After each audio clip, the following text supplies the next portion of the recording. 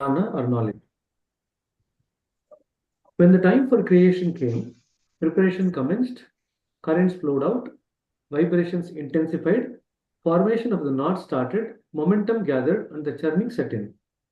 The actions and reactions began and continued till objects began to assume individual form. The process of creation thus came into full swing. Animate and inanimate objects began to come into existence. In the course of time, all the objects came to light and the universe was formed. So this is in summary how the creation happened. Then he kind of goes on to elaborate what exactly he is talking about. The activity which had started went on developing till finally the idea of inactivity which lay at the bottom of motion began to surge up. So remember one thing. So when certain thing peaks in our life, we generally become aware of the opposite thing. So this is the rule of nature. When certain things peak in our life, we generally become aware of the opposite of that. So very similarly, when the activity which had started went on developing till finally, the idea of inactivity which lay at the bottom began to surge up. It formed the basis of all philosophical speculations. Mental aspirations leading to the search for the higher started from this point and became the foundation of the religion. The activity which had already sprung up in us reminded us of its non-existent state. So, the very fact that we feel activity indicates that at some point of time we have an idea of what is the inactive state in us. When we thought of it, we hit upon the state of inactivity. In this way, activity reminded us of inactivity, and the inactivity explained to us the meaning of activity. So this is a very beautiful thing. Activity reminded us of inactivity, and the inactivity explained us the meaning of activity. Thus, the two opposites came to our view. When the first stage of activity came to view, it seems to be quite akin to the state of motionlessness. So, the first state of activity is very, very similar to the state of motionlessness because that's near the center. But now, having been acquainted with momentum and undergone its pleasing effect of creation, the thought for the search of peace began to creep up in the mind by itself. So when we are very active, we are very restless.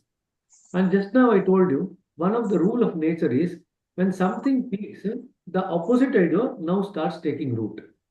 Likewise, when the restlessness in our mind peaks, then the idea of the peace now starts taking root or starts coming to the fore.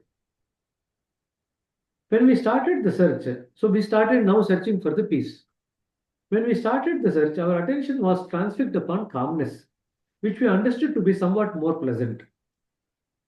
But so far we knew not what it actually was, nor had we any taste of it.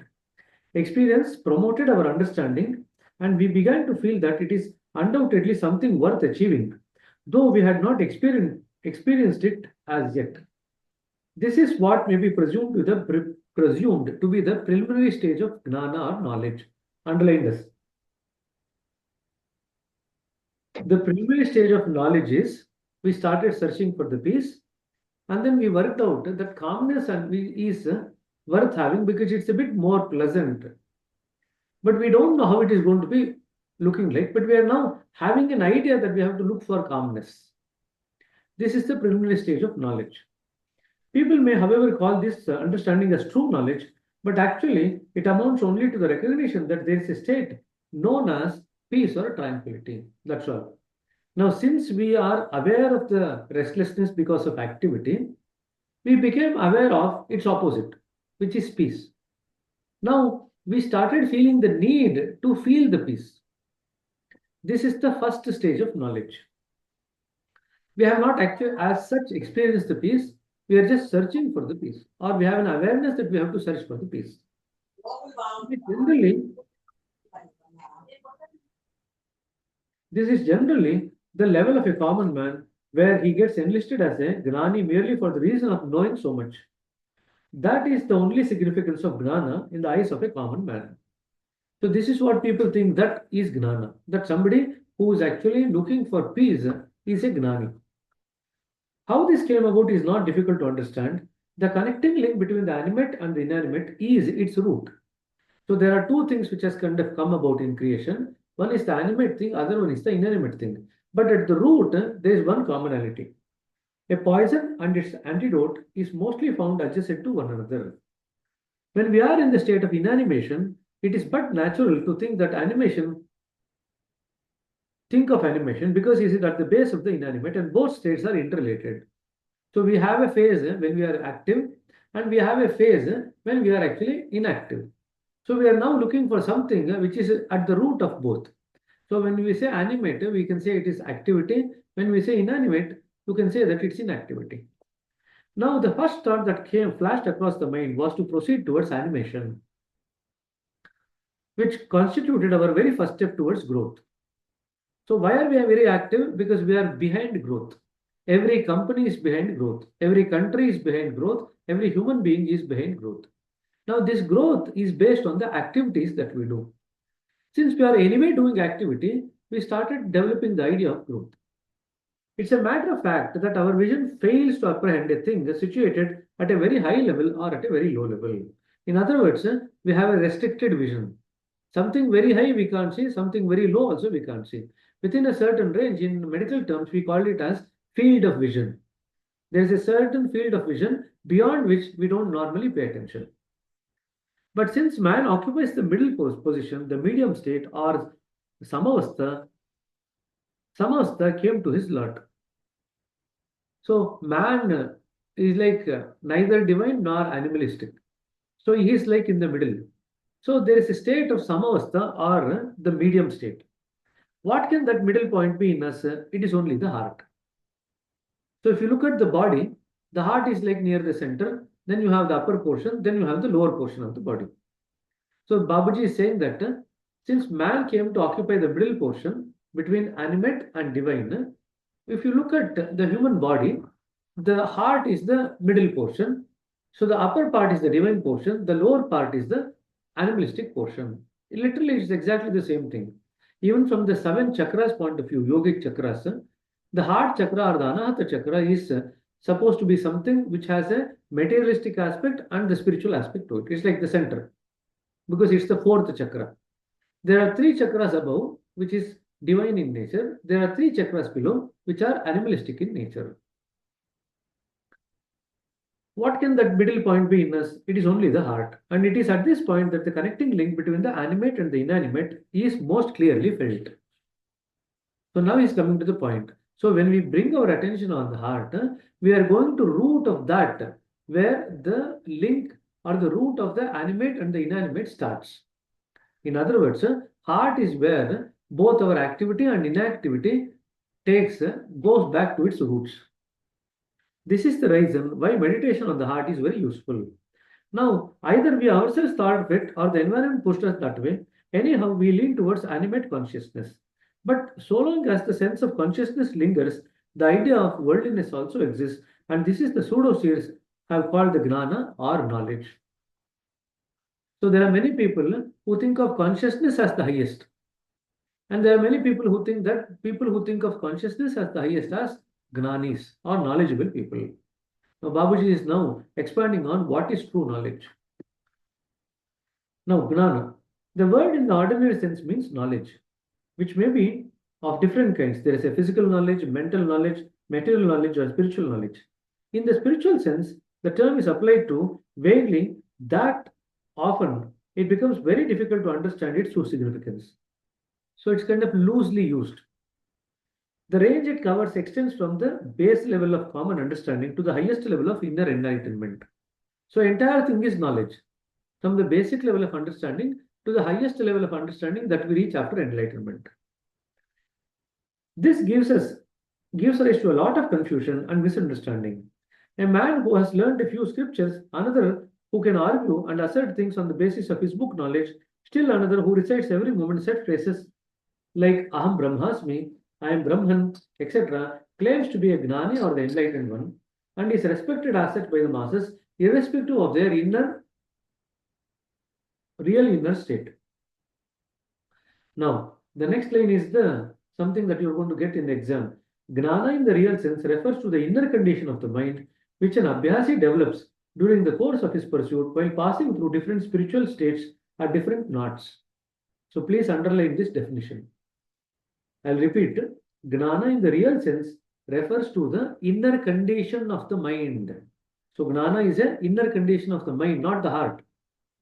So please underline that. It's an inner condition of the mind, which an Abhyasi develops during the course of his pursuit. So they are pursuing a spiritual journey. During the course of that pursuit, they develop the inner state of the condition of the mind. While passing through different spiritual states at different knots. So we pass through different spiritual states. When we are in the first point, we pass through some spiritual states, and that spiritual stage gives rise to a condition of the mind, and that is called as gnana. In the second point, we pass through different conditions. That gives rise to a different condition of the mind, and that is called as gnana. So there are two things now. One, the feeling in the heart. Other one, the condition of the mind, which is the gnana. Both are aspects of gnana only.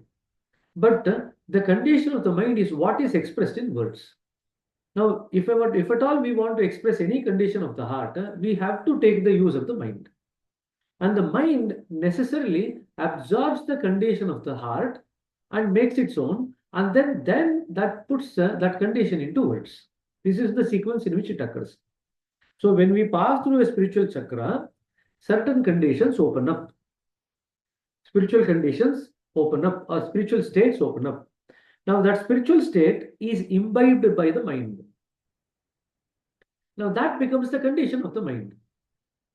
Then using this condition of the mind, we put it into words. This is how we actually get a grasp of the spiritual condition, and the condition of the mind changes according to the spiritual state. Gnana is in fact the realization of the conditions prevailing at each knot. In other words, Gnana now is no longer theoretical, it is more practical. It is a realization of the condition that we pass through at each knot. That is Gnana. Now, under the knot, since the knots are innumerable, the knowledge gained is also different according to the level of approach of an Abhyasi. So the higher the approach, the more broader will be the knowledge base of the Abhyasi.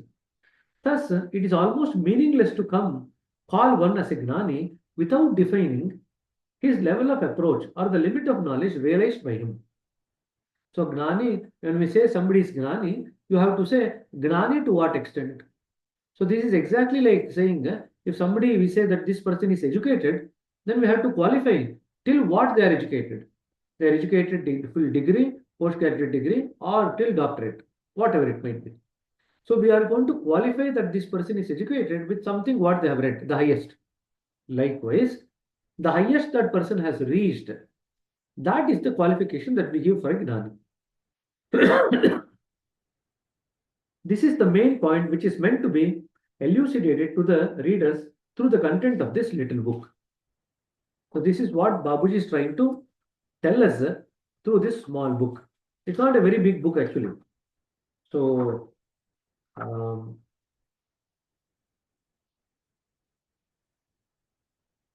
it's roughly about 48 pages. And that's what he is trying to tell us. Okay. Now let's go to the knots or the granthis, because he has just now defined what is knowledge. Now, if you grasp what is knowledge, now we have to understand what are the states, spiritual states that we gain at different knots. And the condition of that which is picked up by the mind is the actual knowledge, which means to say, until unless we gain the spiritual states which is picked up by the mind, we cannot have any knowledge in the real sense. Real knowledge is experiential knowledge. When we experience different states, spiritual states at different knots or chakras, that is picked up by the mind, and that becomes the condition of the mind, and that is the experiential knowledge that we gain. Okay, 1 minute.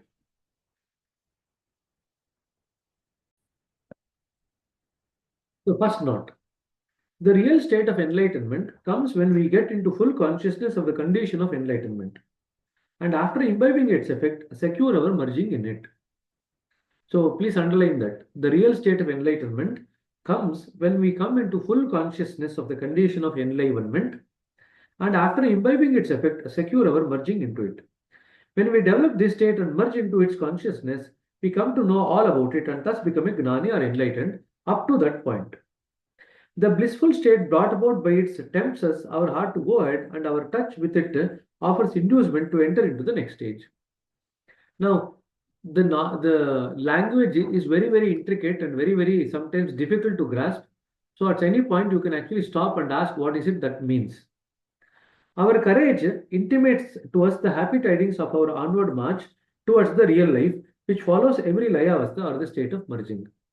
Now, what Babuji means here is that in every point we have to acquire layavastha till we actually acquire layavastha with the center. So, we don't have one layavastha, we have multiple layavastha at every point. We get into this, it helps us further and we begin to advance towards the next point. So after getting the layavastha in one point, we move to the next point. The feeling of restlessness is no doubt there, but if our will is strong and our efforts are sincere, the next condition, which is superior to the previous one, shall dawn without doubt. Though in fact we have to go nowhere, everything being close at hand, yet we have to arrive at the final state definitively. Definitely.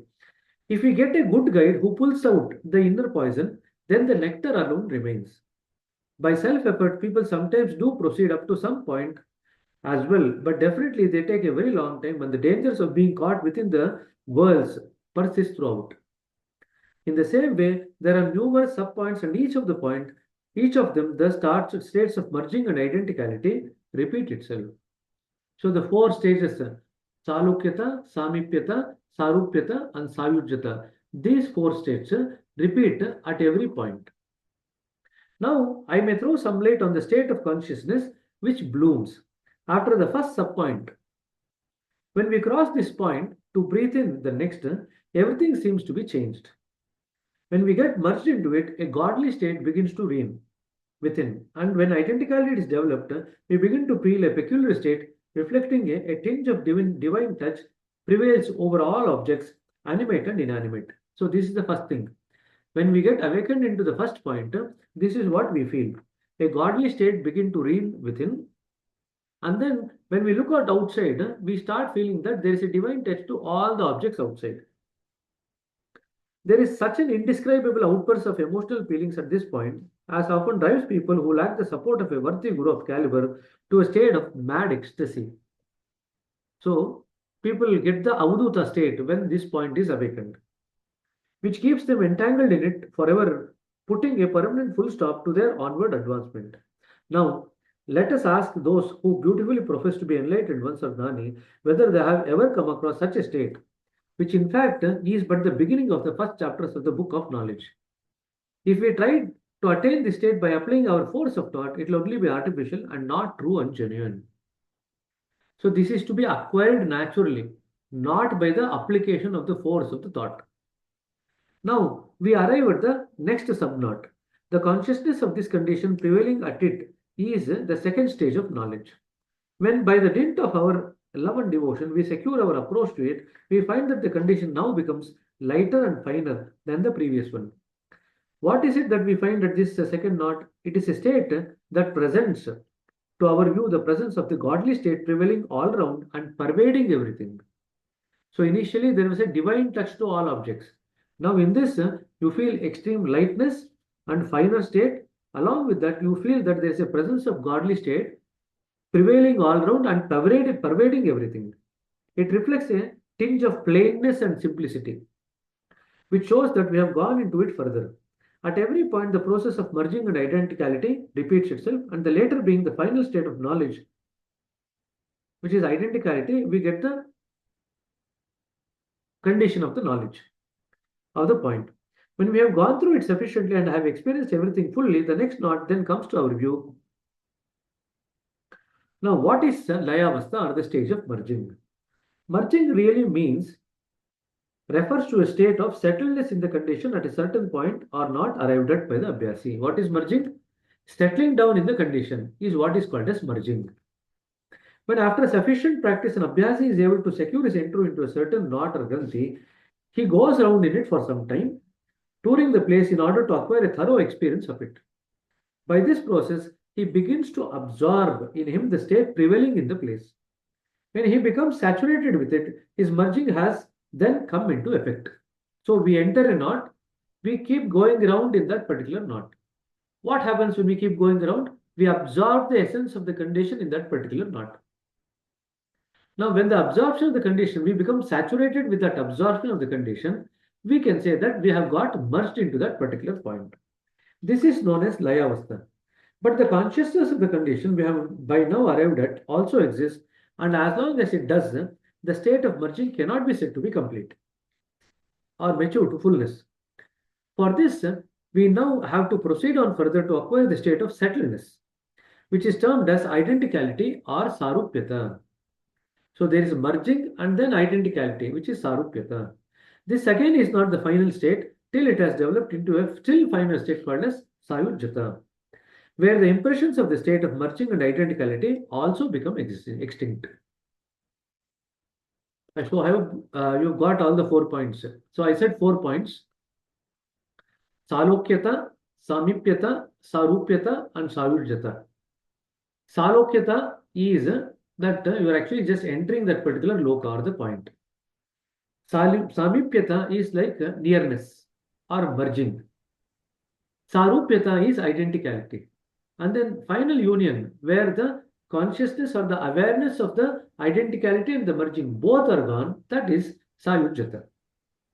Now, Babaji talks about Avadhuta state, ecstatic. A person who is afflicted by the peculiar type of insanity. Under such a condition, his talks are mostly irrelevant, his actions meaningless and strange, and his general behavior is self-willed.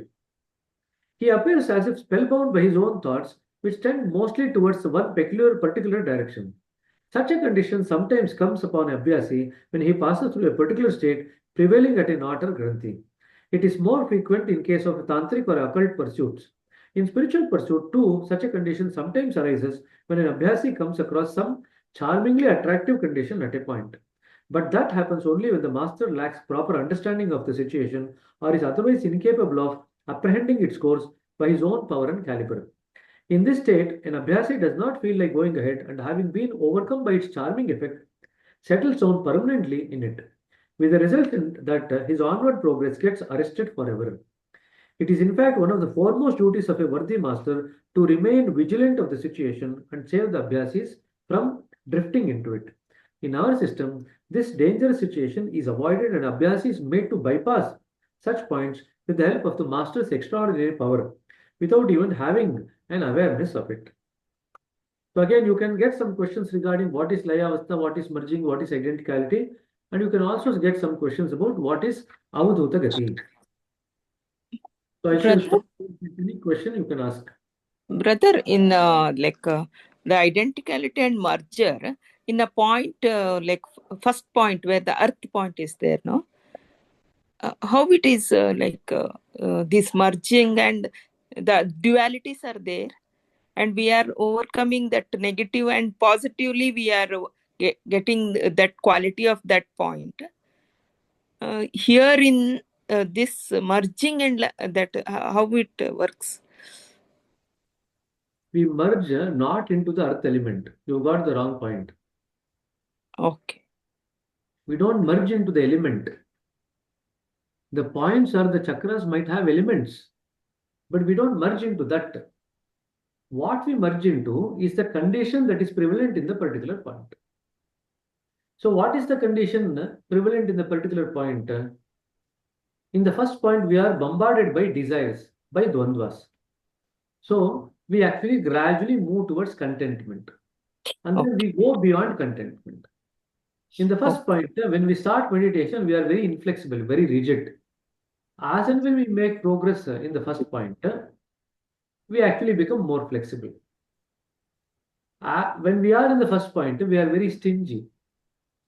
As we make progress in the first point, we develop generosity of the heart. In the first point, generally, we are rigid, so we don't accept anybody else's point of view. As we progress in the first point, we develop acceptance. So, when Babaji says we merge into the conditions, these are the 4 things that the qualities that we merge into and acquire. Okay. So, these 4 conditions which are there in the heart are picked up by the mind. So, the mind now becomes more flexible, more accepting, less judgmental, and more content. The mind absorbs those qualities, and the conditions of that now manifest in the mind. Okay, okay, okay. Okay, Thank you. so don't feel that we merge into the element of the point. No, we merge Okay, into the conditions prevalent in the particular knot or chakra. okay, Okay, brother. Thank you, brother. okay. I Any have other a question? couple of questions, brother. Number Hmm. one, regarding Layavastha itself, brother, does Layavastha mean all the four things? Like, Salokyata, Samipyata, Sarupyata, Sayujyata? Or Layavastha is particularly denoting some stage between Samipyata and Sarupyata? Because Layavastha is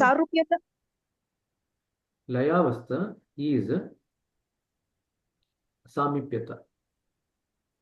Samipyata enhanced.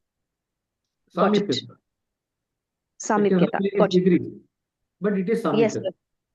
Got it. Mergence. That's where with Mergence. closeness we imbibe. Got it. Exactly. Second question, brother. Since we are talking about not one, the words that Babuji is mentioning are sub point one, moving on to the next sub point. So my question is, this sub point 1 and 2, which are categorically described here, is it the same thing as lower region and upper region that No. no, it's not? Okay. See, for the sake of giving you some clarity, he's used the word subpoints. So don't get confused. But if you remember, there are 4 subpoints in the point 1, A, B, C, D. The Okay. 4 subpoints. So don't ever confuse between U and L and the subpoints. Okay. Now, second thing is that although he's used the word subpoint, he's not actually mentioned what are the subpoints that he's talking about. So if we were try to speculate, it will only be a speculation, but definitely it is not U and L. The only two other subpoints which Babuji has mentioned around point 1 is A and B. But is it A and B that he is talking about? No. Because A and B is separately mentioned as different things that we deal with in efficacy of Raja Yoga. So, in other words, what he's trying to say is only talking about different conditions opening up at different levels of point 1. That's all. Got it. Thank you. So I'm just now told 4 conditions will open up.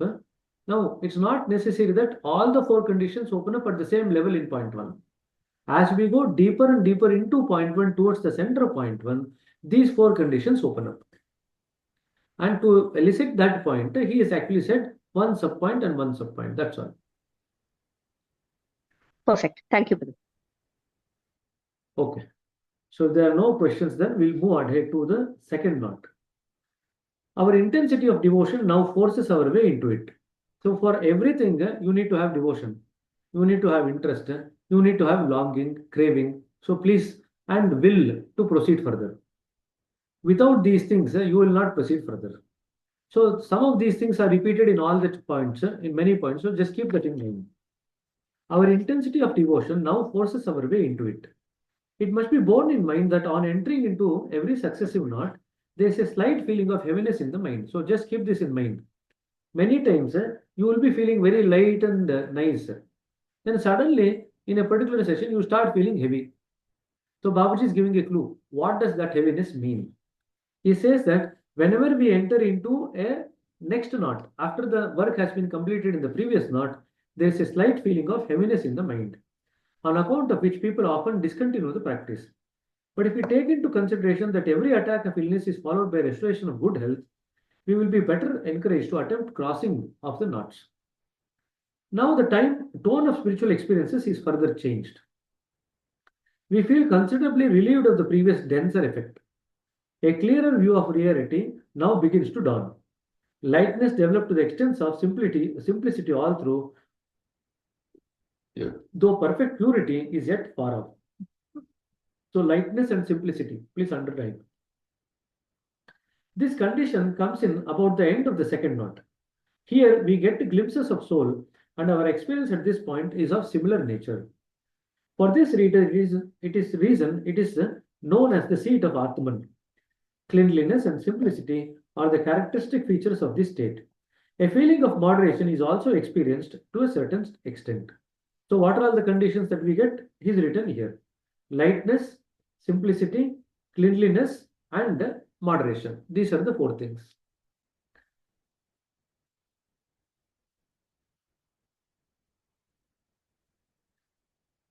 So LCSM, you can just remember it as LCSM: lightness, cleanliness, simplicity, and moderation. You know, in maths we have LCM, or you can put it as LCMS. LCM, you know, least common multiple. LCM and HCF, you know, no, in mathematics. So if you just remember LCM, add S to it, LCMs. That is the condition in the second point. L is lightness, C is cleanliness, M is moderation, and S is simplicity. Now, when we have all these four things, it is the soul point, which is the second point. There are innumerable subpoints, the detailed description of which is not of much consequence, and their difference is beyond words to explain. In short, now the blissful condition of the sphere of the soul are being unveiled to us. So the next one is blissful condition of the soul. We get acquainted with characteristic features of the region, and by continued meditation, we secure our merging into it. The final first covering is now removed, and we begin to sense the fragrance of the soul, and similar visions appear within and without. So we get a taste of the experience of the soul. That's why Daji writes, the state of liberation, the root of the state of the liberation starts from the second point. The seed of liberation is there in the second point. Unless we have attained full realization of this state, we cannot claim to have acquired knowledge at all. If we try to develop it by the force of concentration, it will only be a sham. The extraordinary mental visions will no doubt come to view, but since they have resulted from the exercise of thought power, they will only serve as a bondage to keep us ensnared so tightly that it will be almost impossible to extricate ourselves from it. A true aspirant is he who adopts the right course and the right procedure for the beginning of the soul, beginning to the end. The second knot covers the entire sphere of the soul. It comprises of innumerable subpoints appearing in the form of layers settled around one after the other, and after which we have all to get over in order to emerge out of the region. Anyhow, we now exert ourselves to get out and arrive at the next stage with the help of the divine grace. Now, our entry into the next sphere of divine enlightenment justifies our claim to have become a gnani or knowledge up to that extent. So, LCMSB, that's all you need to remember. So, lightness, cleanliness, simplicity, moderation, and blissful state. These are the 5 aspects that you have at the soul point. And the same process repeats here for every condition at the soul point. So you will feel a different degree of lightness compared to the first point. You will feel almost empty. You will feel nothingness. You will feel blissful. These are all the conditions. And again, the other thing that is not mentioned here, but is mentioned elsewhere, is that the condition of vairagya develops. When we arrive at the second point, we develop a state of vairagya. Because suddenly we are relieved to a certain extent of the burden of the body attachment. And we are drawn towards something higher, which is more lighter and subtler. So suddenly we are relieved of the body attachment, impressions of the body attachment. So we feel a certain degree of freedom also. Okay.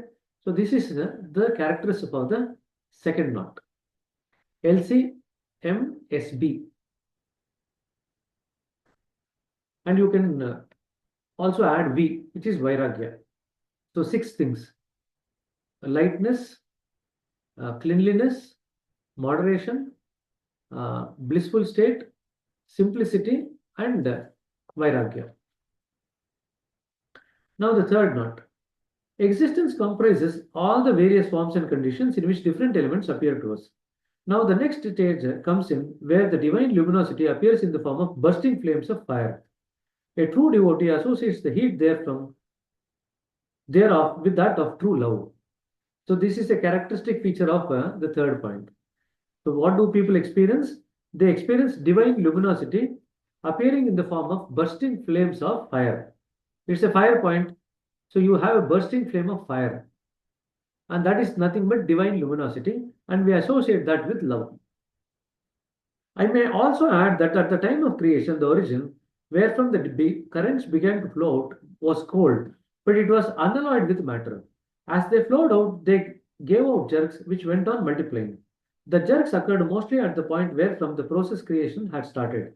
It will be more comprehensible if, for the sake of understanding, we divide it into three parts. When the coolness got extended up to the limit, where it started generating heat, mostly by its own action, therefrom it began to assume the differentiated form. It was, of course, the central point. Now, the same central point came to our lot in the form of Granthi or knot. There we find some circling rings in it. To be more plain, I may frankly say the very root element now by itself turned into a knot and owing to the multiplicity of its actions and counteractions assumes such denseness so as to transform it into matter. Now we have absorbed into it through our thought and are wandering around it so that we may be able to proceed onwards. When our intense craving brings us into direct contact with the real condition of the knot, we find it to be related with the element of fire. By securing merging into it, one acquires command over the element of fire.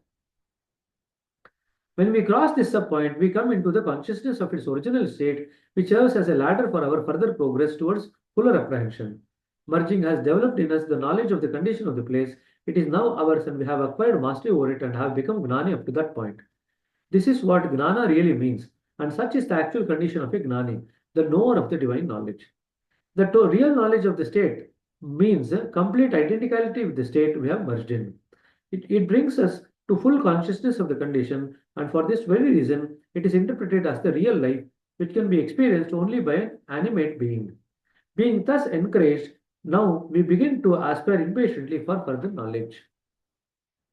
So the third knowledge is basically element of fire.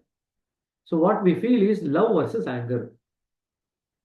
And the same root force which is working in the center is also working here in the third point. So that descended into us into the third point. So when we have to cross the third point, we have to master it. We have to get over the duality of love and anger and establish ourselves in a state of transforming. So what is the quality that we develop? The fire, by its nature, has a quality of transforming one form into another form, one object into another object. So it has the ability to purify different things. There are two elements which is universal purifying agents. One is fire, other one is water. And fire is more powerful than water because in the process of creation, fire came first and then water came. So what happens is the fire element transforms our living from one level into the other level. How does it do? It gives us the ability to view everything that we experience in life from the transformative angle. So we start looking at everything as what is it this is conveying to me as far as my experience goes, that it can actually be utilized for our transformation into a higher, subtler state. So that's the root thing. An ability to transform one individual from one level to another level. By what? By going through the experiences and correctly grasping the significance of that experience in their life. We transform from one state to a more subtler state. This is what the fire element gives us. Now don't worry about getting control over the fire element because even Babuji was given the control over the fire element after many years of practice. So that comes in 1944 whispers. So not to worry about it. And generally, Lalaji writes, not many people are given control over the fire element. So don't worry about some of the other points that is mentioned here, but just keep that in mind. So it's love versus anger, transformative quality of the love of the fire element, and you can have divine effulgence in the form of flames of fire. Okay, these are the things that you need to remember about the third point. So before we move into the next 3-4 points, because the seventh point is quite big. So before we move into that next 3-4 points, any questions, we'll take it and then we can move.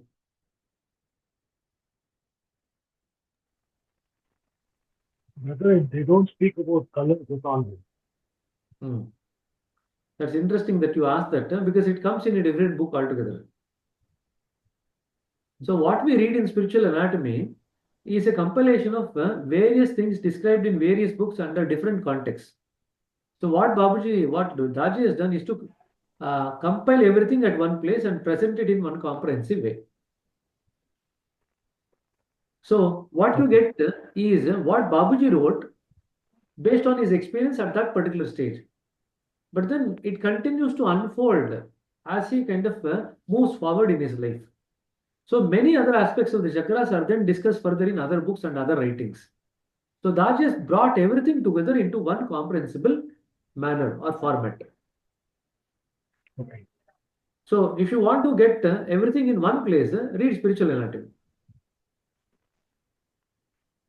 So although we read the towards infinity here, you probably will require to go through the spiritual anatomy, the first 5 to 6 points, because that will be useful for your exams. Okay. Okay. So shall we move on? Brother, one question. This is in the last but one sentence of the third knot. That is, it says, which can be experienced only by an animate being. Correct. So it should be a living being. So a dead person cannot experience all these conditions. Only a living person can experience these conditions. That's all it means. So animate is actually a living being. Exactly, living being. Exactly. One with life. Oh, Only one with life moves. okay. Right? Fine. You have animation series, no? Why is it called animation series? Because there is movement in that.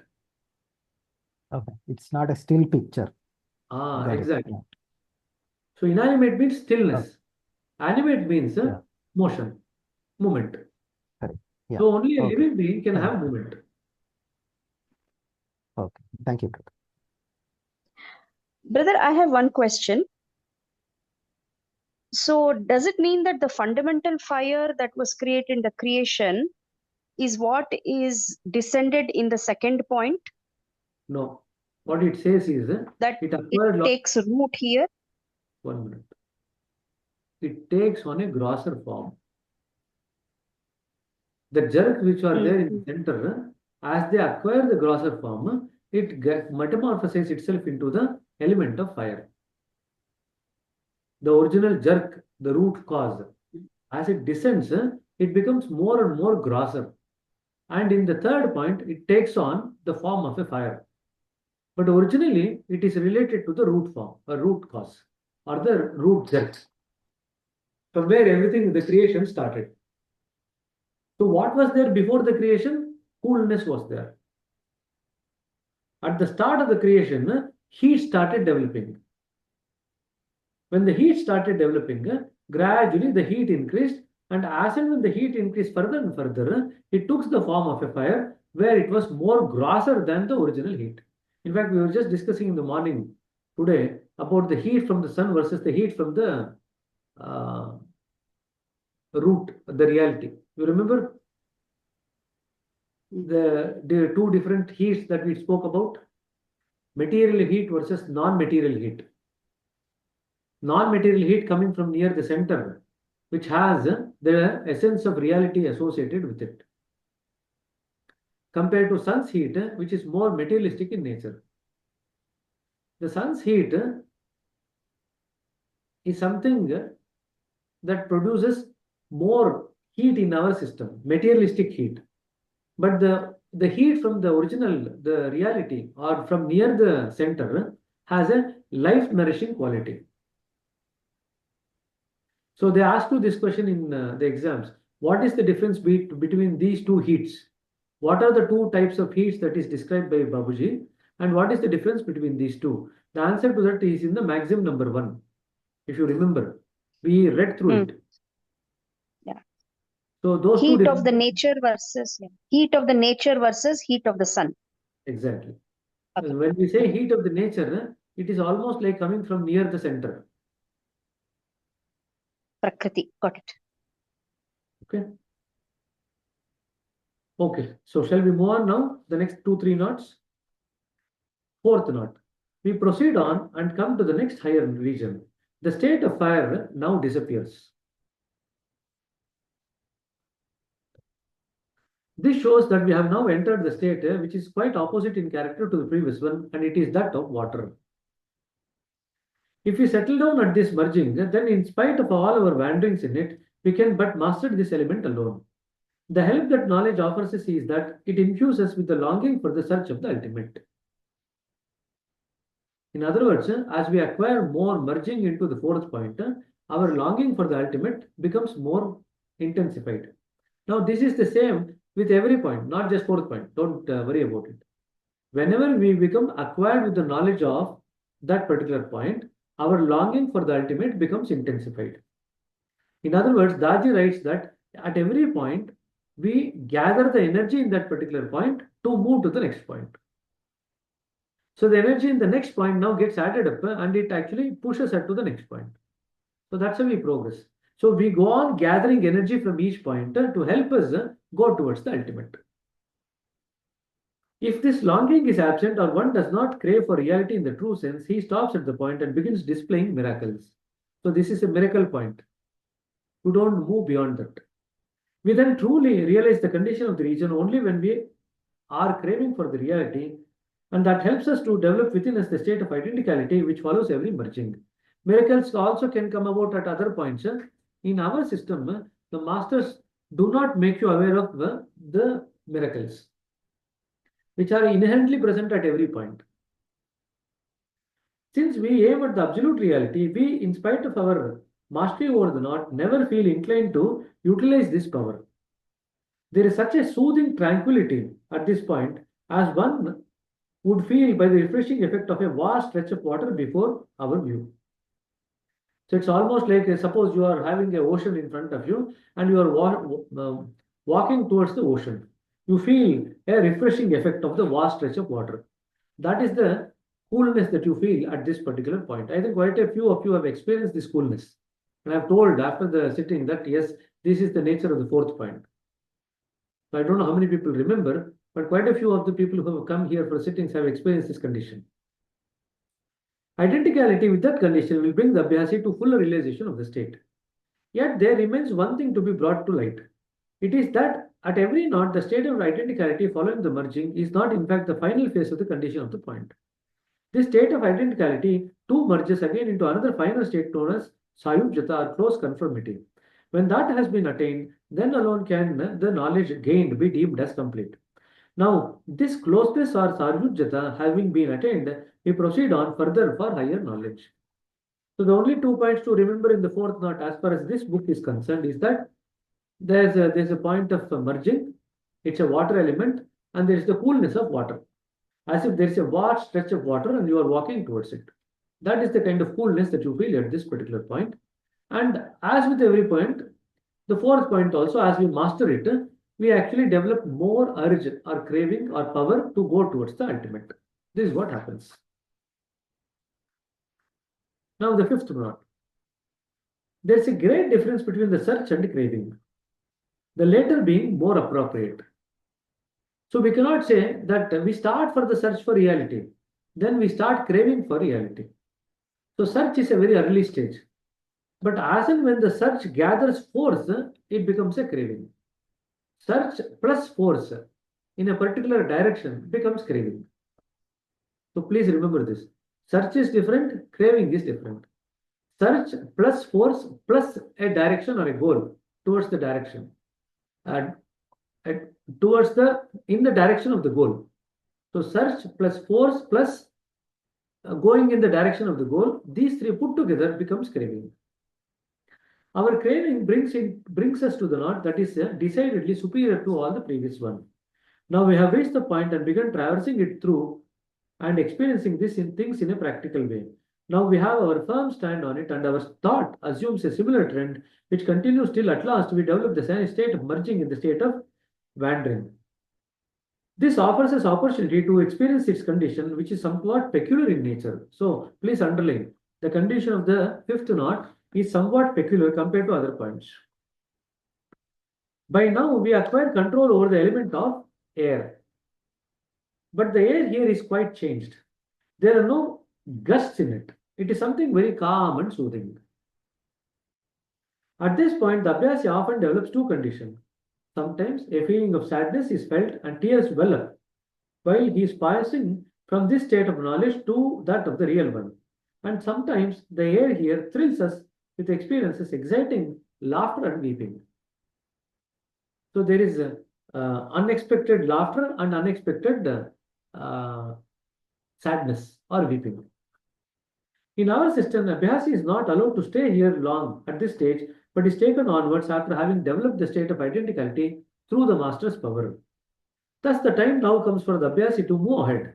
The full knowledge of the pind or the material sphere is now attained. After we cross the fifth point, the full knowledge or the experience of the pind pradesh is now over. So, on one hand, there are two conditions here. On one hand, since it is the element is air, there are no gusts in it. Air gust is not there. So there is a very feeling of very calm and soothing feeling in this fifth point. But also sometimes the Abhyasi can feel the opposite of that, which is sudden excessive laughter or sudden excessive weeping. So this in psychiatry terms we call it as emotional lability. So you're not stable in one particular condition. You feel happy, but the happiness is like going to a peak suddenly. Same thing, you feel sadness, it suddenly goes to a peak, intense sadness. Again, since it's like an outburst, intense happiness, intense sadness. But it also quietens down pretty fast. This is what happens in the fifth point. There is a peculiar sound too at every note. The higher the note, the sweeter is the sound. It is loudest in the pind, but it grows softer and softer as we ascend higher. If one concentrates one attention over these sounds or on their rhythmic rise and pitch, he develops only the siddhis or the miracle awakening capabilities. Now please underline this. How do we develop miracles or siddhis? When we focus on the sound at a particular point and we become engrossed in it, we start developing miraculous powers. The sound at all the five notes, though slightly different, is much similar to each other. It is known as the wisdom of the five fires or the Panchagni Vidya, over which Ravana had acquired full control. But friends, my purpose is not to make you one a demon. So I keep you unrevealed. I keep them unrevealed. What is keeping unrevealed? The sound or the nature of the sound. Let anyone who likes to do so try for himself. The vibrations at the point are such that so as to make one feel the echo of the sound there. They grow loud and low with the change in the condition. So as we progress through the point, it actually becomes gradually changes in its volume. It can either change into loudness or it can change into lowness. Wisdom of the five fires. The fire elements, the five elements, the earth, fire, water, air, and akash, or space, are closely related to the 5 points of the Pind Pradesh, which are located in the human body in the region of the chest. Mastery over these points means commands over the five fires or the powers of the elements related with them. All the material forces are directly or indirectly connected with the power of the elements. Thus, a yogi having attained mastery over these 5 points secure command over the elements and can utilize their power for every genuine purpose. So, Ravana had this power, and Babaji also gains power over the 5 points, 5 powers, or the Panchagni Vidya. That's there. Lalaji comments, now you have acquired power over the fire element. Now you have acquired control over the air element. So he goes on giving indications. So Babaji had that.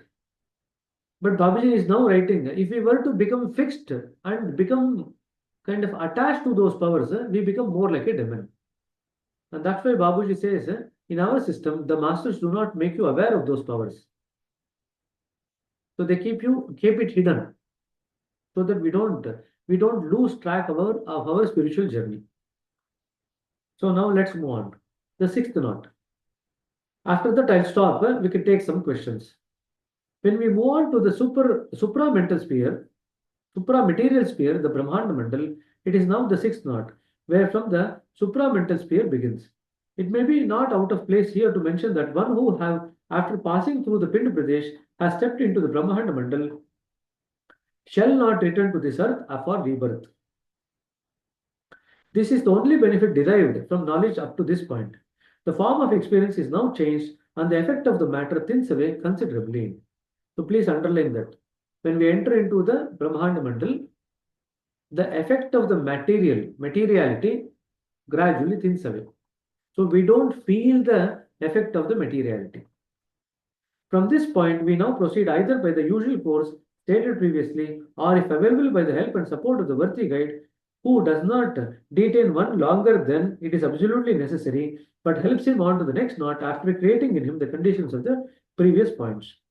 Those who proceed independently also get up to it through the usual process of merging and identicality, but the result often is that they are attracted by its charming effect and do not feel like going up towards the next stage. There is sufficient light at this point, along with a slight tinge of haziness. So, light with haziness. This is the condition of the Brahmanda Mandal. So, many times people will say that we see grey color. There is light, but there is also some haziness. There is no clarity there. So, that is the condition of the sixth point. When we attain identicality, the haziness melts away and the light alone remains. This point is the distribution of power coming down from above. It also supplies power to the pind or the material sphere. So the point to remember in the sixth point is that they will not return back to the earth once you enter into the Brahmanda Mandal. It is the supra-material sphere or supra-mental sphere. It is the effect of here the effect of the matter thins away considerably. So there are people who get attached to the charming effect and does not want to move beyond. There is sufficient light along with haziness. Gradually the haziness melts away and the light persists. This is the point of distributive power coming from down, from above towards downwards. So it distributes the power to the Pinda Pradesh. So anything that happens in the Pinda Pradesh in the material world, first happens in the Brahmanda Mandal. After that, it descends and manifests in the material sphere. That's all that occurs. So these are the few points that you need to remember as far as the sixth point is concerned. So I'll stop here. Any questions about the last 3 points you can tell. Only one question, brother. Basically, the person becomes a preceptor. That person never comes back to earth again after death. There's no rebirth. Provided you stay at the sixth point. But they say moment you take an entry here. There are two conditionalities. One is that there is always a risk of fall. Ah, okay. So if we do not handle the things properly, then there is always a risk of fall. So although you have been given the taste of how to be free outside the cycle of birth and death, you might not retain it. You might just give it away. So then you will come back. Second thing is, there is a tinge of materiality still there in the Brahmanda Mandal. So till we acquire merging and identicality in the Brahmanda Mandal, the risk of coming back is also there. Just entry into the Brahmanda Mandal or access to the Brahmanda Mandal is insufficient to prevent the rebirth. So we have to be at that point. What master does is, for every perceptor, he opens up the point up to the Brahmanda Mandal, the path up to the Brahmanda Mandal. Now that doesn't mean to say that you become established and merge into the Brahmanda Mandal. No. The master, you might be at any point when you become perceptors. But as an Abhyasi, whatever point you are in, when you train to become a perceptor, the path to the Brahmanda Mandal is opened up. So it is easy for you to move up as a perceptor as compared to an Abhyasi. So that's one benefit. Secondly, as and when you proceed to the higher point, which is the Brahmanda Mandal, there is still a tinge of materiality. So if you do not handle that, in other words, the materiality is still there because we have not secured our identicality with the Brahmanda Mandal. Once we secure identicality with the Brahmanda Mandal, then the risk of rebirth is very less or almost nil. This is the second point to remember. The third point to remember is that there is always a risk of fall if we do not handle the conditions or the lifestyle that we are supposed to maintain at the Brahmanda Mandal.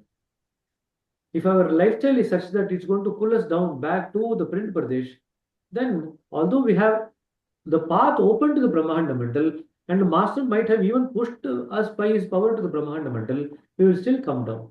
We will still fall back. In fact, the Babuji writes in other complete works that when people enter into he used to send people by his power into the central region. And then after that, he noticed that people would not stay there. They keep falling down back outside the central region. So initially, when he was pushing people into the central region, he was saying that there is no need for you to meditate now. But when he started seeing that people are actually falling down, then he started saying that even though you are now in the central region, you need to continue to meditate. So why am I giving this example? Because the fall is also possible from the central region also. The fall is not possible only after having secured mergence with the ultimate. Only then we will not fall. Then there is no risk of rebirth or re-entering the cycle of life and death. Till that time, there is always a risk. May not be in this realm, but in other lokas. Quite possible. Okay. Any other question? Just a component question, brother, adjacent question to this. Since you opened up the dimension that even though we get the approach, the pathway is opened up to the sixth point, does not mean the person is already reached that point. However, in reality at dawn, Babuji is very clearly mentioning in order to give training, the person needs to be in Brahmanda Mandal. Otherwise, the minimum requirement. What is it? How do you reconcile the two things here?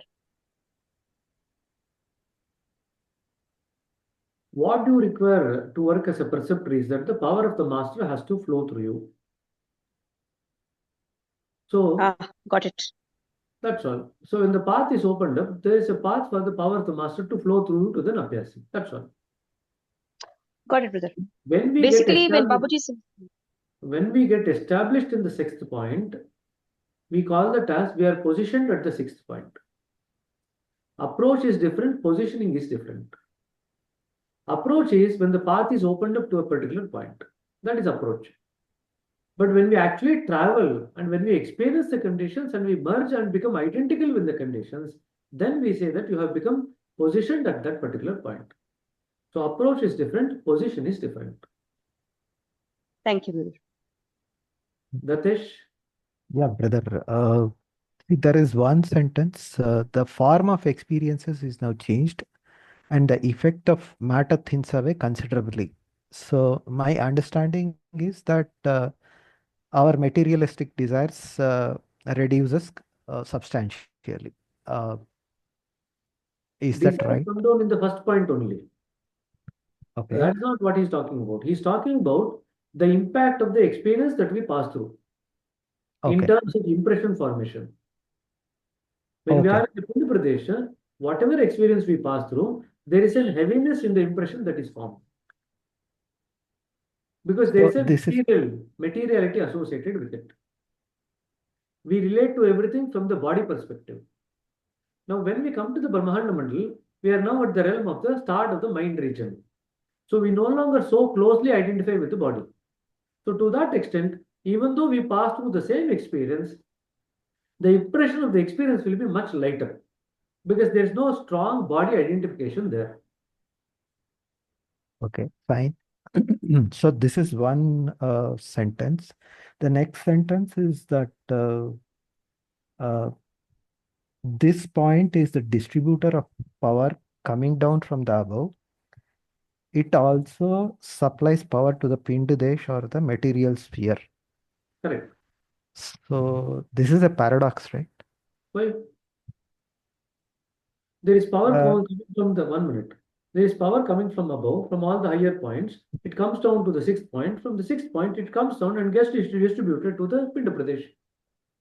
It's only because of the power getting distributed from the Brahmanda Mandal down to the Pinda Pradesh that we are alive. Otherwise, we will all drop dead. So where is the paradox there? Okay, please correct me. So the paradox that I found was that about this material sphere means the effect of matter thins away considerably, and it is also an power for the material sphere. Correct. We are no longer attached to materiality, so the impact of the materiality comes down as far as our experience is concerned. So one, he is talking about the experience. Other one, he is actually talking about the function of the sixth point. The function of the sixth point is that it draws power from above and distributes the power to the lower points. That's all it does. In fact, this every other power, every other point does, or chakra does. So the power from the 13th point from here gradually moves and flows through all the points. But since the sixth point is just above the 5 points, the sixth point distributes the power to all the 5 points. In the other four, the higher points, the power just flows through. It does not get distributed. And from the sixth point, all the 5 points in the Pinda Pradesh gets the power. Now we read about it in the efficacy of the Raja Yoga, where he says that as it when it flows down, it gets divided into 3 branches. That will come to later on.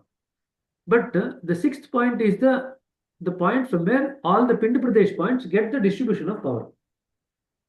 In other higher points, the power just flows through. It doesn't get distributed into a wider area.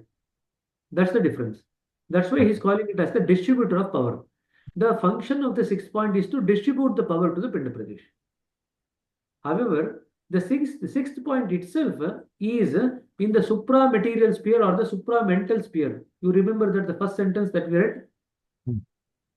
That now we move on to the supra-material sphere. In other words, we are above the materiality. Since we are above the materiality, our experience of the material things changes. When we are within the realm of the materiality, we have heavier experience. When we are outside the sphere of the material experience, our experience is much lighter because the material impact is not there. That's all it is. Thank you. Okay. So don't get confused between the function of a particular knot versus the experience that we have at a particular knot because of the very nature of the knot. Now, whatever he has now said about the Brahmand Mandal will equally be applicable to other points also, because we are now moving away from the material sphere. So the impressions that we form as we go higher and higher will become lighter and lighter. We might form impressions, but it will be much lighter in nature. So suppose 2 people go through the experience of the same thing, same situation, same experience. But a person who is in the first point will form a lot more heavier samskara versus a person who is in the sixth point who forms a much more lighter samskara. The experience is still the same thing in both of them. Does it make any sense? Yes, sir. Yeah. Sure. Okay, very similar. Suppose somebody who's at the sixth point experiences something and somebody at 11th point experiences the same thing. The person at the 11th point will have even much more lighter and more refined impression. Okay. That's The all. emotional quotient is less, is what you're saying. Emotional quotient almost becomes nil by the time we go to 11th point. Yeah. In the Pinda Pradesh, there is more emotional quotient, emotional impact. In the 5th to 6th to 10th points, there is the feeling impact. But by the time we come to 11th point, both the emotion and the feeling impact is almost nil. Thank Got you. the point? Yeah. Okay. We shall now move on to the 7th knot. Let's see whether we can actually finish the 7th knot today. We have now come to the 7th knot, which is completely in the supramental sphere or the Brahmand Desh, and is also known as the region of the Virat. What to say of its grandeur? May God help everyone to get up to it so that the happy prospects of further progress is opened up to him. Here the feeling of holiness and piety is predominant, but still the effect of matter breathes. See, underline this Pallavi. Still the effect of matter breathes. There is still the impact of the matter. So the shadow of the Maya or the material things is still there in the 6th and the 7th point to some extent. Although there is a feeling of holiness and piety there. The power of the atom, which was utilized in the war of Mahabharata, is immensely great. The powerful electric energy which a yogi must have full control over, is in abundance at this point, and almost every Indian yogi did possess it to some extent, great extent. Perhaps there might hardly have been one among the ancient sages of India who might have been devoid of this great power. It is so charmingly attractive that often an Abhyasi comes to a stop at it and has his further progress gets arrested. Yet the condition, though seemingly marvelous, is in the respect of yoga but a toy for a child to play with. And people think it's a very high condition, seventh point. This power had grown abnormally great in Rishi Durvasa and it had become linked with the Rudra Shakti, the center where the faculty of upsetting others to the extent of tears is predominant. Yet India holds saints in such great esteem that even Durvasa was accepted as an incarnation of Rudra. So what happened to Durvasa was stuck at the seventh point and he absorbed the power of the seventh point. Hence, he could make anybody weep at an instant. I do not want to comment upon the actual position of Durvasa in the spiritual field or how far he was successful in achieving his object of life in view of such adverse developments. This region is the storehouse of inexhaustible energy, which supplies power to everything in the Pinda Pradesh. So the energy is actually coming from the seventh point. It goes to the sixth point, and the sixth point just distributes it. So the power is really present in the seventh point, not the sixth point. The sixth point, there is no power. It only distributes the power to the lower 5 points. Here, everything is present in the microcosmic state. When we get into the knowledge of this region, we become conscious of every power present there. When our merging in it starts, we feel in every point within us an immense power similar to that of electricity. Our expansion in it now begins and we realize that we are expanded all over the world. It is so because by the effect of our expansion in it, we develop corresponding expansion in the Pinda Pradesh as well. So whatever expansion we feel there in the seventh point, we correspondingly expand into the Pinda Pradesh. So there is a feeling that we are expanding into the outer world also. A yogi can utilize this power even for the temporary suspension of the law of nature. He can use this power the way he likes even for the greatest work of any kind. If he gets completely merged in it, he can set to naught the force of the fiercest explosives. So he can stop that. You remember Durvasa, Rishi Vyasa stops two Brahmastras from colliding. This capability to stop the power of the Brahmastra, you get when you come into the seventh point at least. You will continue to have the power even if you move to the higher points. But the minimum that you need to come to is the seventh point where you get the ability to set to naught the force of the fiercest explosions.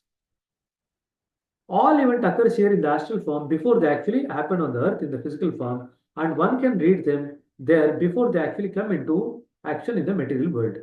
If we are sensitive enough, we can discover at even the most minor points in the Brahmanda the presence of all great powers which govern the parts of the universe connected with them.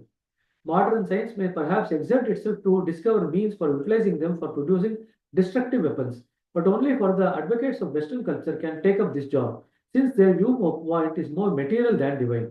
But a yogi thinks the other way, and his object being realization, he utilizes this power for the betterment of the world and for the well-being of its people.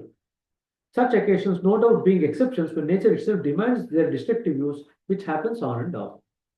So the power which is present in the seventh point can be utilized for destructive purpose also and for constructive purpose also. So scientists from the Western world generally utilize it for the destructive purpose. A yogi will utilize it for the constructive purpose.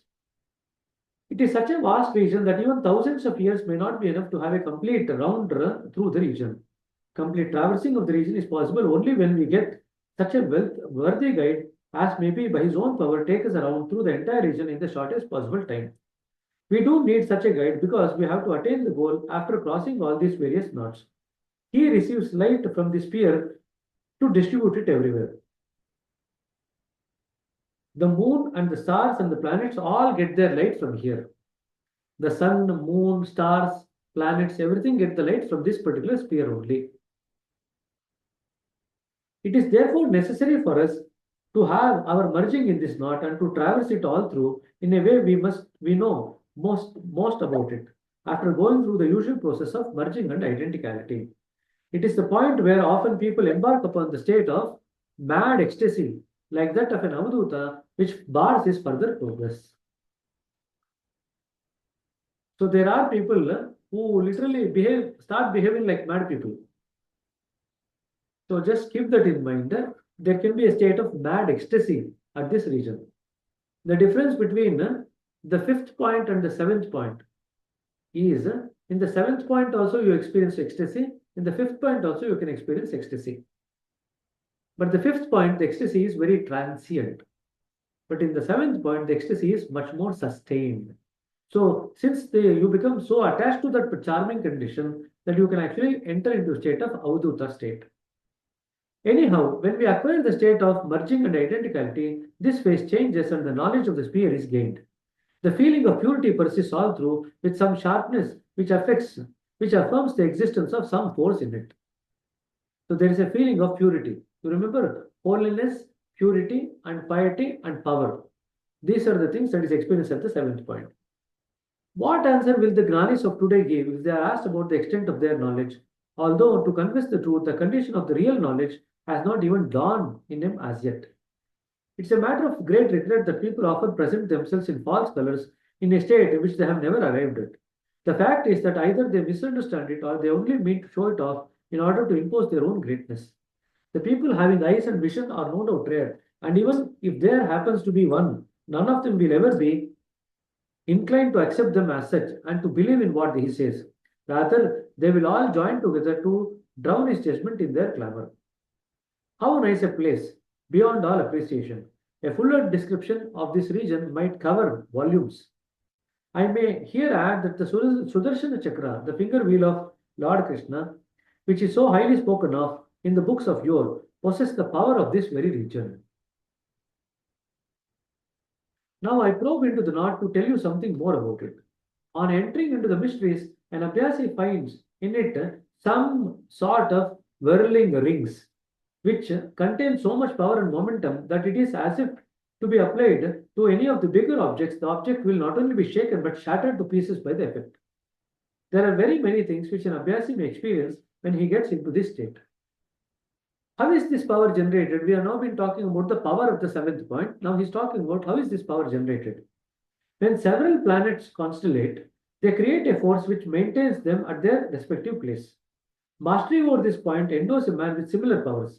Acquiring mastery over a certain condition is nothing but merging in it, just like medicine which gets dissolved into the body.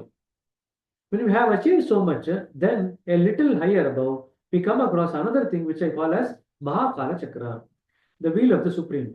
It is that which creates a field for the force which maintains the stars at their respective places. It is far more strong and effective than the Krishna Chakra, which cannot hold a candle to it. It is the mightiest instrument, which is utilized for effecting a complete overhauling of the entire universe.